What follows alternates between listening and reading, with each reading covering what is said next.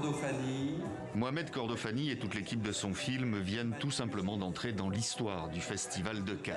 Goodbye Julia, au revoir Julia, le tout premier film soudanais à être sélectionné dans la catégorie Un certain regard, qui met en lumière les films les plus audacieux, à la fois un honneur et une déchirure pour l'ancien ingénieur aéronautique devenu cinéaste. C'est une si belle récompense pour toute l'équipe, les acteurs et moi-même. Mais en même temps, je me sens vraiment mal. Je marche sur le tapis rouge pendant que les gens fuient les balles et les bombardements. Mais au moins, je peux peut-être aider et faire la lumière sur ce qui se passe au Soudan.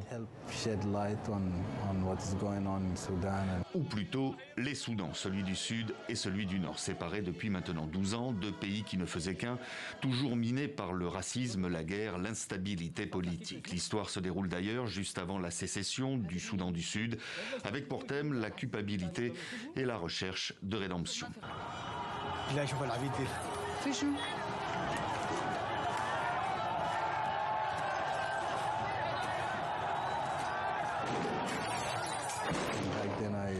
À l'époque, j'ai pensé, comment une nation entière peut-elle vouloir faire sécession d'une autre nation? Je me suis rendu coupable de cela moi-même parce que je ne connaissais aucun Sud-Soudanais, alors qu'il y en avait des millions à Khartoum. Il semble que nous ayons réussi à créer une sorte d'apartheid, même si ce n'est pas officiel.